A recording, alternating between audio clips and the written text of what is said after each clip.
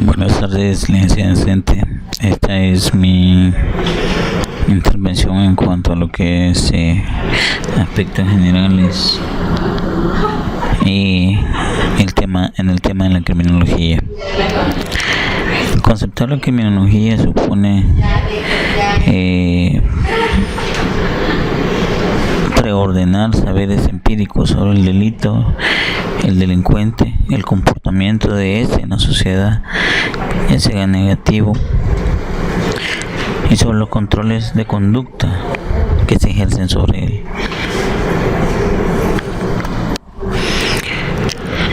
Cuando hablamos de la criminología, entre el debate a considerar como una ciencia, podría decirse que la criminología puede caracterizarse de modo preciso con tres conceptos básicos de delito: delincuente y control del delito.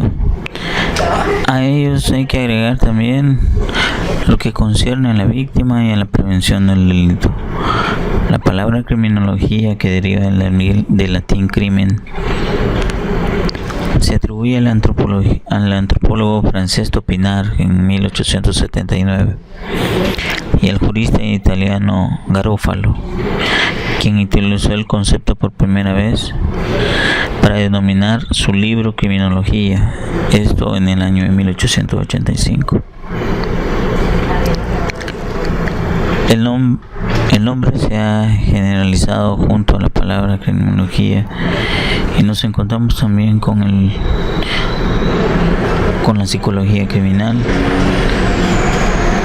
la biología criminal, es decir, las llamadas criminologías enlazadas con otras disciplinas. Sin embargo, tomadas en sentido estricto, hacen solo referencia a ámbitos individuales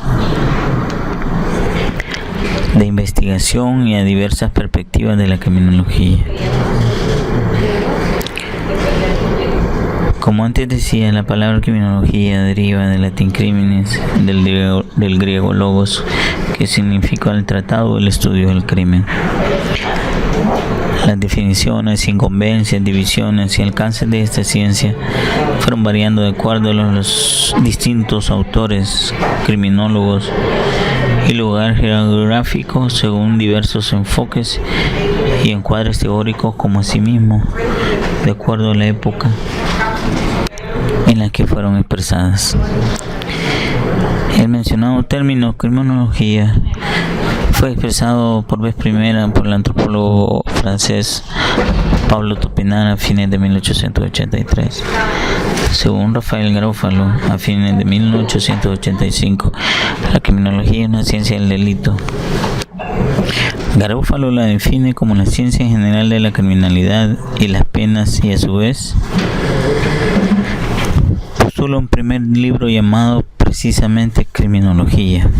Von Lis, como Metzger, la definen como la ciencia que tiene por objeto la indagación, la etimología criminal. En 1940, Abraham Hamsan expresa que la criminología permite la investigación a través de la etiología del delito, buscando tratar así de curar al delincuente y prevenir su conducta criminal.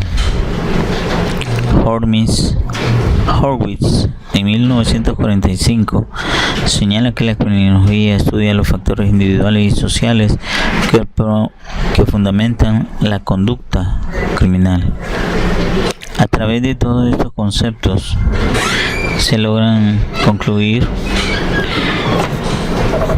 a la criminología como una concepción amplia.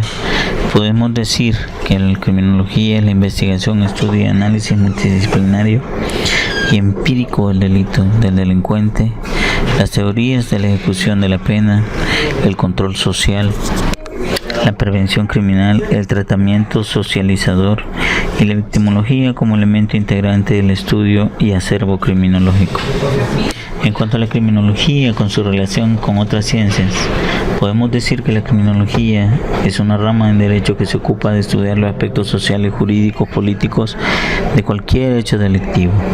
Por esto mismo, está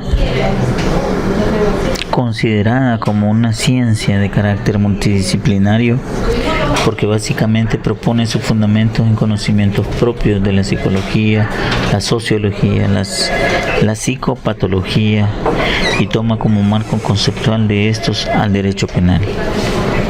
La criminología estudia las causas que llevaron a alguien a perpetrar tal crimen, pero además preconiza aquellos remedios del comportamiento antisocial del hombre, es decir, la criminología no proporciona una visión global del crimen. La incidencia de la forma, sus causas, sus consecuencias, las regulaciones del Estado respecto del crimen y las reacciones sociales que estos despiertan son cuestiones de las que también se ocupa la criminología. En cuanto a los métodos y técnicas de investigación con respecto a la criminología, tratándose que es una ciencia social y que a partir de diversos enfoques metodológicos se ocupa del estudio de la cuestión criminal, a la criminalidad como un fenómeno social. Su objeto aborda temas como el delito, el delincuente, la política criminal, la víctima, el control social y los procesos de criminalización, entre otros. A pesar de ser una ciencia reciente y haber sido cuestionada en cuanto a su autonomía, su independencia disciplinaria, la criminología moderna ha alcanzado su identidad científica, social, a través de una muy afanada definición de sus dos objetos de estudio: conducta desviada y el control social. Un manejo coherente e integrador de métodos de estudio provenientes de las ciencias positivas y sociales. La criminología tiene básicamente dos objetos de estudio: la conducta desviada y el control social. En cuanto a lo que es el control social, respecta la criminología, se ocupa de analizar cada diferentes perspectivas las instancias que reaccionarán socialmente contra la desviación o delincuencia. Vale resaltar que existen dos tipos de controles sociales: el formal, que es aquel que está contenido en las leyes y normas que rigen el comportamiento y convivencia de las personas en una determinada comunidad, y el formal, que será aquel que ejerce la sociedad, los padres y las personas que forman parte de nuestro entorno. Con respecto a este último, la criminología le atribuye una mayor importancia y preponderancia al control formal, es decir, cómo las instituciones de una determinada comunidad controlan el crimen que se produce en sus calles. Cuando hablamos de diferentes conceptos, vale mencionar que existen escuelas de pensamiento criminológico. Por ejemplo, podemos mencionar la escuela clásica, la cual proponía que, en las palabras de César Beccaria, como su máximo exponente, y a través del cual surge una crítica a la aplicación de las penas y a los castigos crueles e inhumanos, propia humanización del castigo y limitación del abuso al momento de aplicar las leyes por parte del Estado. Se basó en el derecho natural y en el libre albedrío. Se establece que no se puede aplicar un castigo por una conducta que no está prohibida por la ley. La escuela clásica sistematiza el acervo teórico elaborado desde Cesare Beccaria, incrementada y alimentada por otros juristas del siglo XVIII, XVII, respondiendo a la ideología liberal basada en el orden natural a los hombres y a las sociedades. Entre otros juristas sobresalen Gaetano Filangieri,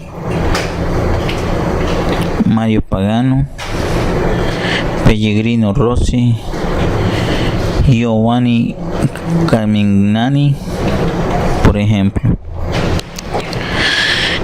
En cuanto a lo que son los postulados de estos tratadistas de la escuela clásica, la existencia de un derecho natural. Los clásicos sostienen en un dualismo normativo a un saber, a un orden ideal justo, universal e intemporalmente válido. Es el orden en sí mismo del derecho natural, según el cual el hombre tiene derecho desde antes de la existencia del legislador, y que también existe un derecho positivo que debe de ser respetado en el orden social. La tutela jurídica como finalidad del derecho criminal. Este es un orden compulsivo que tiende a reforzar a la ley moral que no tiene en sí la fuerza de su propio cumplimiento. Existe un orden en el universo físico, pues nada hay que no esté regulado en el mundo. Dios sometió todo lo creado a perpetua armonía. Las leyes físicas que cumplen de manera inexorable, no así las leyes morales que necesitan refuerzo, ya que el hombre tiende a perturbarlas impulsado por las pasiones. El derecho criminal, que es un derecho compulsivo, tiene por misión la tutela del derecho, la defensa de él, y esta viene indicada por la ley natural. El derecho a amenazar al hombre con un mal se ofende injustamente a sus semejantes, a fin de disuadir o de ofender, y el derecho a infringirle este mal cuando haya causado la ofensa. Ahora, en cuanto al delito como un ente jurídico, el delito es la relación de contradicción entre el hecho del hombre y la ley que lo prohíbe.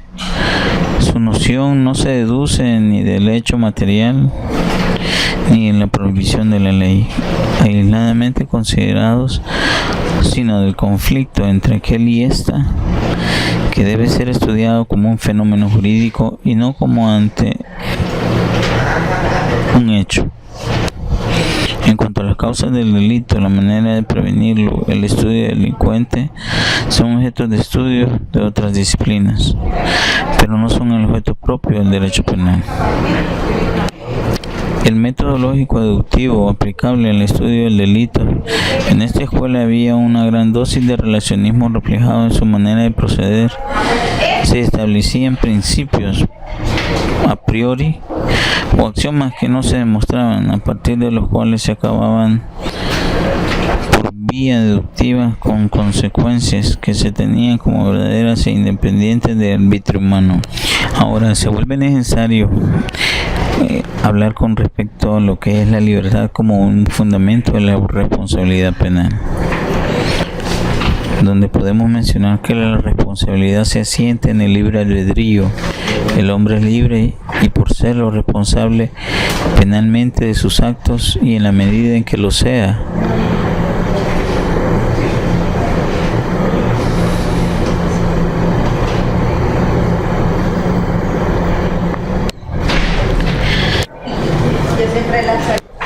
ella me escribe, te mando Doris,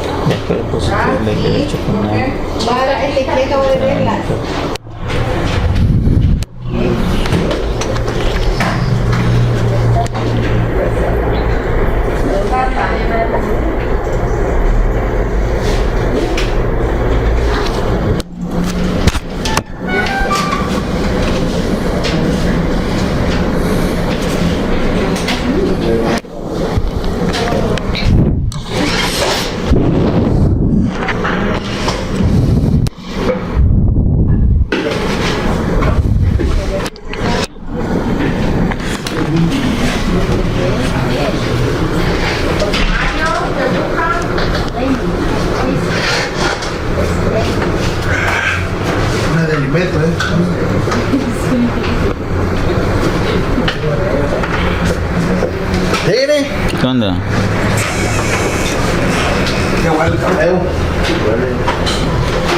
¿Y ese de cuál es? ¿Este es normal?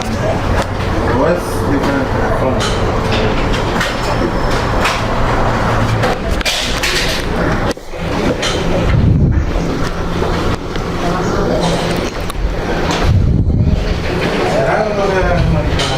El delincuente está en la posibilidad de no delinquir.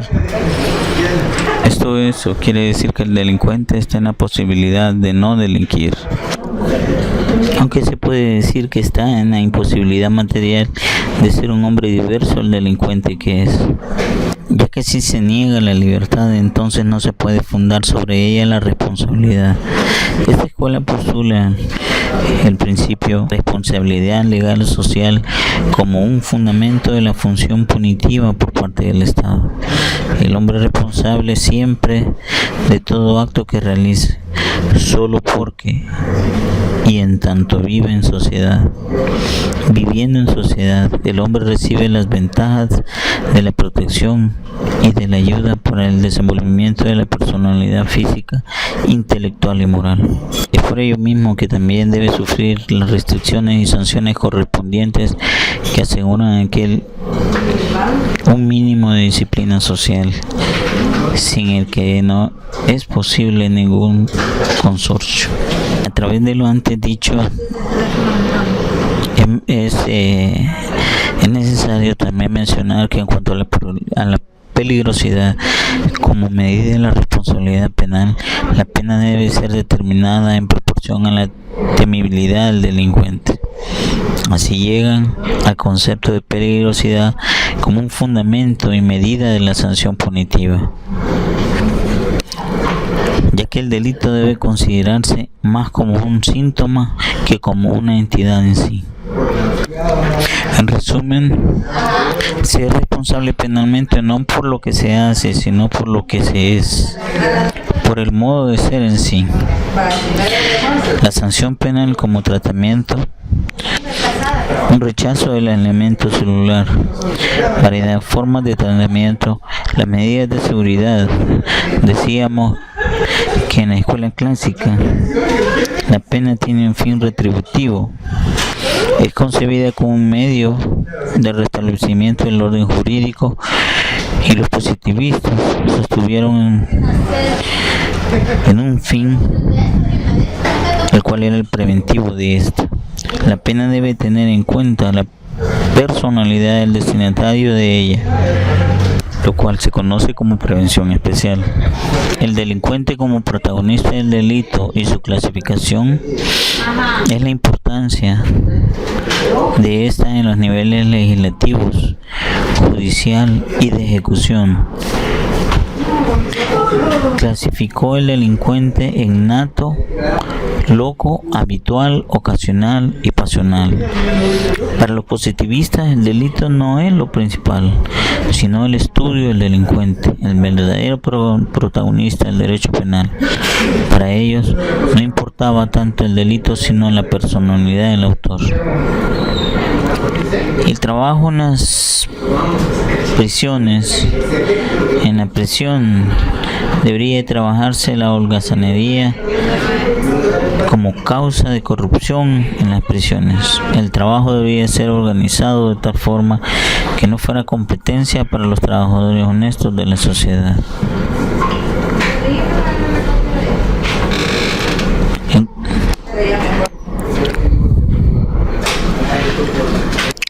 En cuanto a la solución de la problemática social como medio de lucha contra el delitos sustitutivos penales, la escuela clásica pensaba que la pena era una herramienta eficaz de lucha contra el delito. Los positivistas sostienen que esta es una ilusión. Si el delincuente obra por ímpetu, no está en condiciones de reflexionar. Si obra con premeditación, piensa en los medios de evadir la acción de la justicia y abriga siempre la esperanza de la impunidad.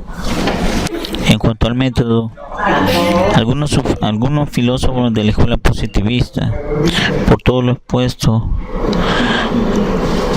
modernos, afirman que existe en esta corriente del derecho penal un gran reflejo del enorme desarrollo en el siglo XIX.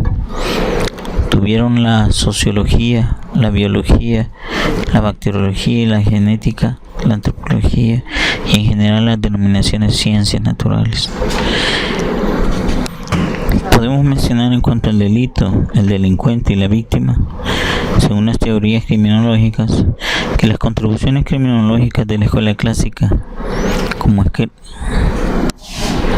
estudio de la criminología como ciencia, conceptos como la efectividad y la utilidad de las penas, la necesidad de que las decisiones no tardasen y que fueran breves, de modo de garantizar la punición, como también de que tuviera eficacia en la prevención de delitos. En cuanto a la teoría de la elección racional, esta se considera como una serie de frecuencias o consecuencias de los planteamientos de la escuela clásica.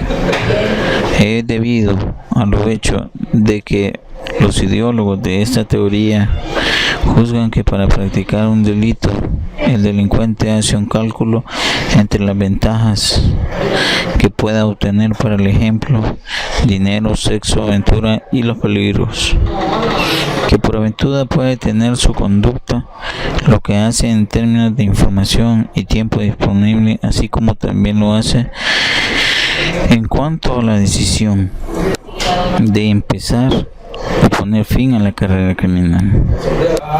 Como también se nos hace necesario hablar con respecto a la teoría de las actividades rutinarias, como también llamadas teoría de la oportunidad. Para esta teoría, los cambios de la vida moderna, el desarrollo económico, el trabajo de la mujer fuera de la casa, es el facto de que las personas pasan más tiempo en compañía de extraños que en las propias casas. Esto como factor que ha dado causa a un aumento de la delincuencia. Así como la teoría de la elección racional también es derivada de la escuela clásica en virtud de los cálculos entre costes y beneficios que le hace el delincuente por ocasión de la práctica del delito. Hablemos ahora con respecto a la prevención situacional como forma de controlar el delito. Pero, ¿qué es la prevención situacional del delito? La rutina diaria crea oportunidades para que sean cometidos delitos y así, siendo estos, tenemos que hacer más difíciles para que el delincuente tenga éxito. La prevención situacional surgió por vuelta del año de 1976. Esto surgido en el año de 1976 en la unidad de Home Office.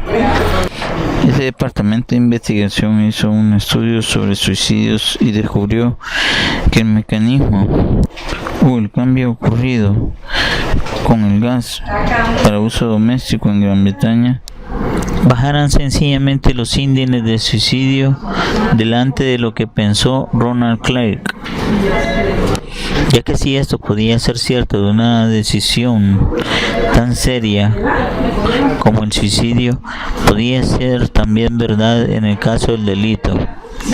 Al mismo tiempo, en los Estados Unidos, Ray Jeffers desarrollaba un estudio sobre la prevención criminal a través de la motivación del ambiente físico, y que como conclusión ambos han llegado al final y ha quedado plasmado en la teoría de la prevención situacional del delito. Dentro de la criminología, el delito y su herencia, las características criminales o antisociales parten del estudio de los elementos de la predisposición antisocial, el sexo, la edad, los daños cerebrales, etc. El estudio de estos elementos permite conocer la predisposición antisocial individual, a la que hay que agregar el estudio de las condiciones ambientales, como la familia, la situación económica, trabajo, grupos sociales, etc.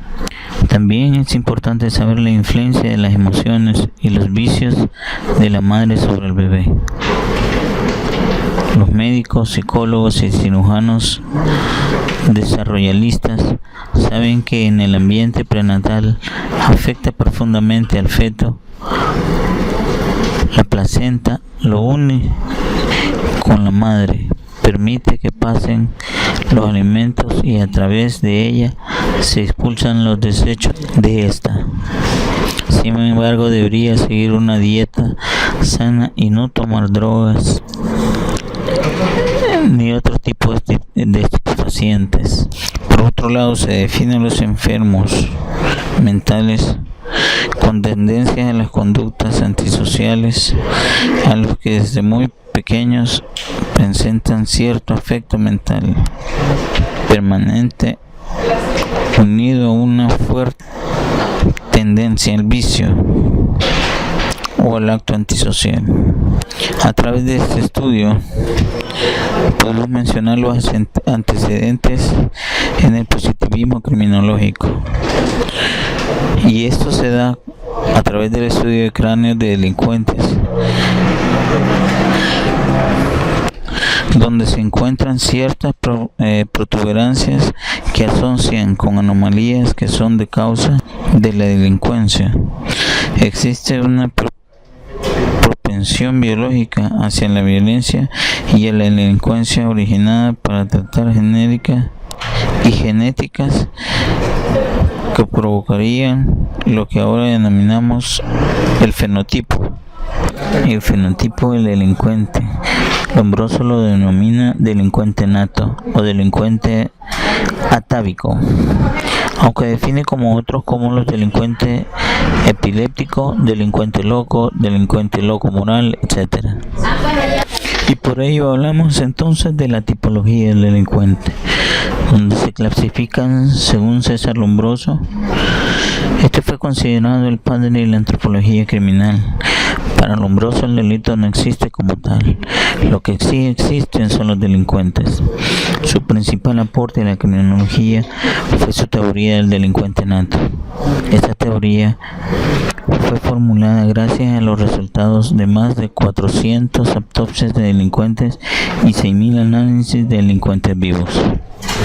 Y es a partir del método experimental inductivo que empleaban en hospitales que Lombroso establece que los delincuentes con delitos graves en común tenían tareas genéticas como ser protuberancia en la frente, pómulos salientes, ojos achinados, protuberancias en el cráneo. Además, Lombroso distinguía 7 grupos de delincuentes: el criminal nato o atávico. Siendo así, Lombroso, al examinar distintos delincuentes, llegó a una conclusión de que el criminal no es un hombre común, sino que por sus características, rasgos morfológicos y psíquicos constituye a un tipo esencial.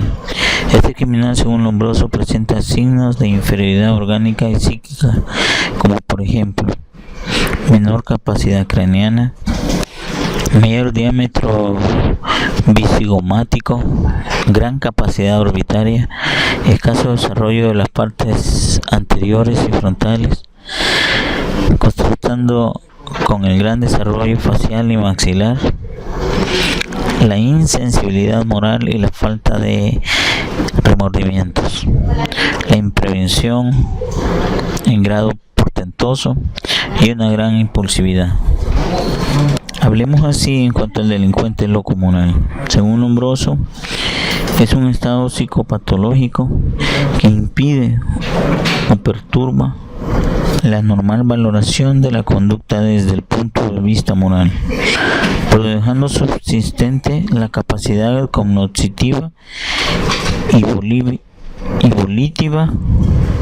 La descripción que Lombroso da de este loco moral son las siguientes: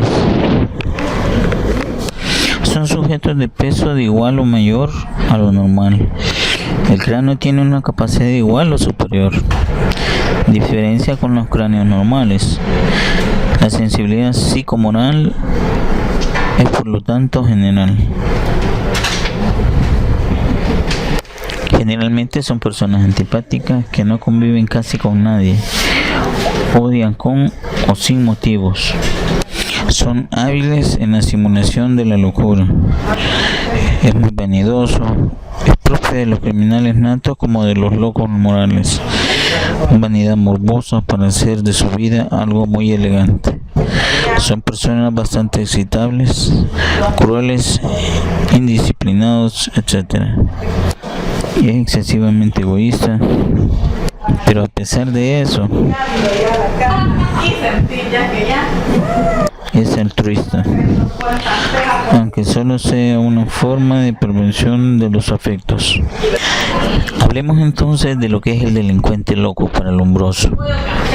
El delito en estos no es más que un episodio en su anomalía mental. Es considerado criminalmente imputable. En esta clase de delincuentes se considera al alcohólico, al histérico, y además Lombroso hace una diferencia entre los delincuentes locos y los locos delincuentes, siendo los locos delincuentes los enfermos dementes sin capacidad de entender o de querer, que cometen algún crimen sin saber lo que hacen. En cambio, el delincuente loco es el sujeto que ha cometido un delito y después enloquece en prisión. El delincuente ocasional, a los delincuentes ocasionales Lombroso los divide en pseudocriminales y criminaloides. Lombroso en su investigación también habla de los delincuentes o pseudocriminales, que están constituidos en los siguientes grupos: aquellos que cometen delitos involuntarios que no son reos a los ojos de la sociedad y de la antropología, pero no por eso son menos punibles. Los autores de delitos en los cuales no existe ninguna perversidad y que no causan ningún daño social, pero que son considerables ante la ley y aunque no parezcan, para nosotros delitos lo son. Algunos se cometen por necesidad o por pura necesidad. Los culpables de hurto, de incendios, heridas, duelos, de determinadas circunstancias extraordinarias como la defensa del honor de la persona, de la subsistencia y de la familia. Lombroso menciona y habla también de los criminaloides, a quienes menciona que son aquellos que inciden o que incidentemente los lleva al delito. Son sujetos con cierta predisposición, pero que no hubieran llegado al delito de no haberse presentado la oportunidad, la ocasión de hacer el daño. Para Federico Ferri, es conocido por su equilibrada teoría de la criminalidad, por su programa ambicioso político criminal y por su topología criminal. Para Ferri, el delito no es producto exclusivo de ninguna patología individual, sino que es un fenómeno social y que además es el resultado de la acción de factores diversos, individuales, físicos y sociales. Dentro de los factores que influyen en el delito, según Ferri, están factores antropológicos o individuales, constitución orgánica del individuo, la que constitución psíquica, y los caracteres personales de este como raza, edad, sexo, estado civil, etc. También menciona de aspectos o factores físicos o telúricos, clima, estaciones, temperatura. Aparte de estos, menciona también factores sociales como la densidad de población, la opinión pública, la familia, moral, religión, educación, alcoholismo, etc. La clasificación según Rafael Garófalo. Para Garófalo, el hombre delincuente responde a un modelo de deficiencia psíquica o moral de carácter hereditario, con una falta de sentimientos altruistas e incapacidad para vivir en sociedad. Garófalo menciona también lo que es la teoría de la terribilidad como una perversidad constante y activa que hay que tener y temer de parte del delincuente. Esta teoría es criticada por Arturo Rocco, quien dice que la temeridad no es característica del autor, sino más bien es repercusión social de esa característica. Hablemos ahora con respecto a la tipología de la víctima. Se han dado numerosas tipologías victimales a lo largo de la historia, pero valga analizar las clasificaciones que hace Mendelssohn y Henting. Como primer criterio mencionan que es por su condición. Siguiendo este criterio podemos hacer una distinción entre la víctima falsa y víctima real. Podemos mencionar también acerca de la víctima inocente. Aquí el grado de culpabilidad de la víctima sobre el hecho delictivo es nulo y toda la culpa recae sobre el delincuente. Por ejemplo, cualquier víctima de un delito de robo, de lesiones, etc. Dentro de las víctimas inocentes podemos hacer la siguiente clasificación.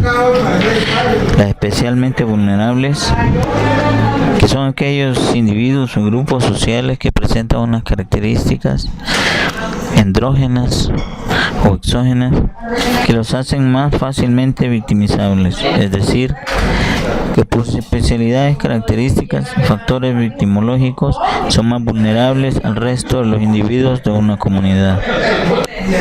Encontramos también dentro de la clasificación la víctima inocente accidental, que es aquella persona que ha sido victimizada por causa de fuerza mayor, caso fortuito o desastre natural. Como una tercera víctima tenemos a la víctima común, que es toda aquella víctima inocente no catalogada en los grupos anteriores, es decir, el resto de los ciudadanos. Como otro grupo de la víctima individual estaría compuesto por lo que es la víctima voluntaria y la víctima provocativa. Continuando con lo que es la clase de criminología, voy a abordar lo que es la parte de la toxicomanía, cómo funcionan y todos sus elementos.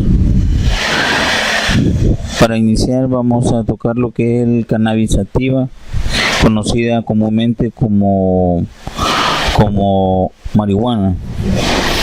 ¿Cómo funciona el cannabis sativa? Es una droga más consumida en todo el mundo. Es una herramienta que ayuda a explorar el cerebro.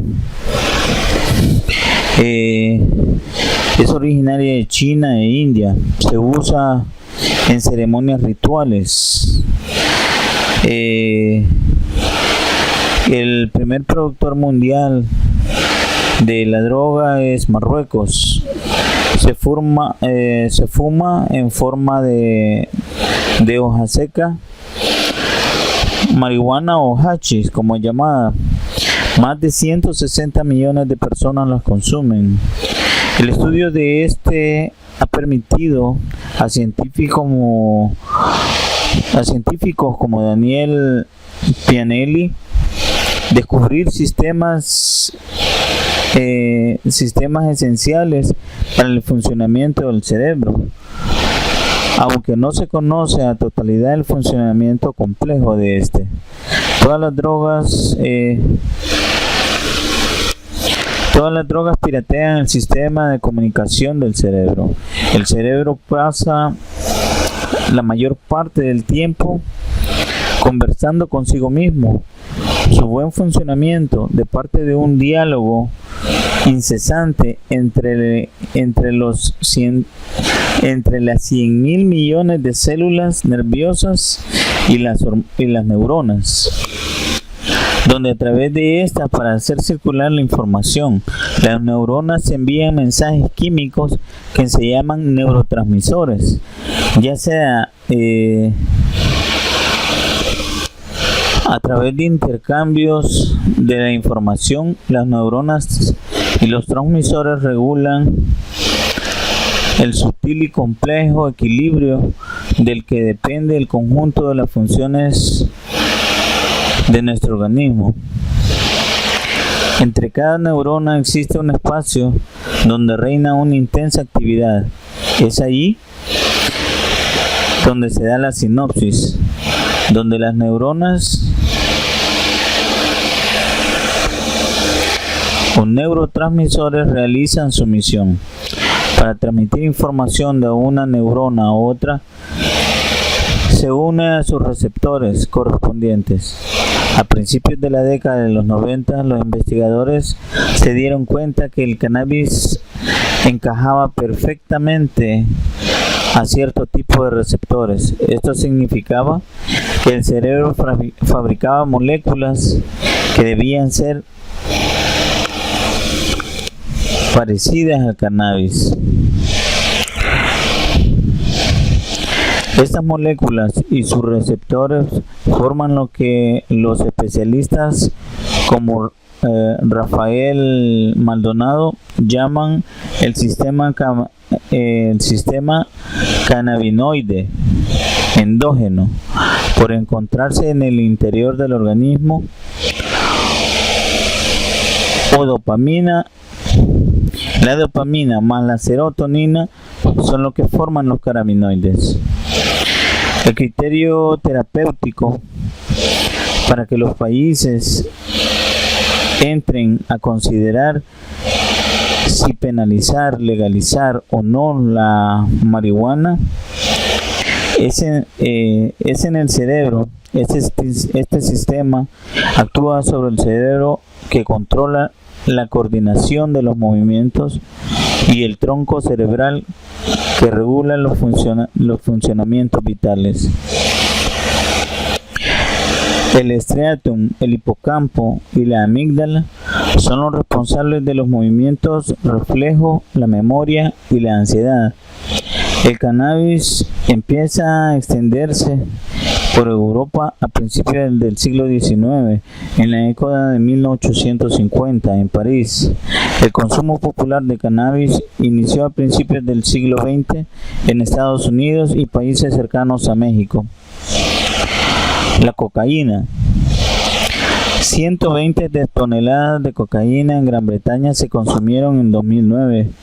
La más popular entre los jóvenes de edades entre 19 y 29 años, y se estima que 1 de cada 20 consumió en el último año.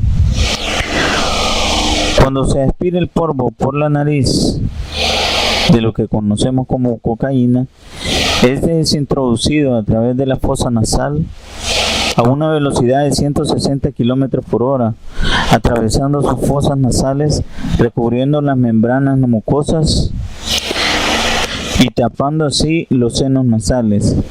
Más del 60% del polvo es absorbido por las membranas nasales, que llegan directamente al torrente sanguíneo por los vasos capilares, y desde allí hacia todo el cuerpo. Los vasos capilares desembocan en venas más grandes y eventualmente llegan al corazón mismo de la persona que la consume. Luego la cocaína se bombea hacia los pulmones, donde la sangre absorbe oxígeno.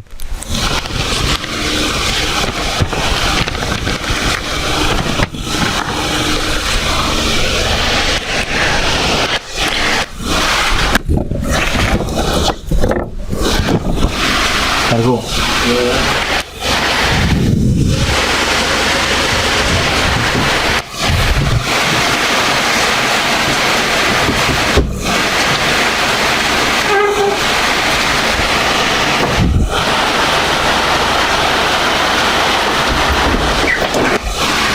Ahí cierro.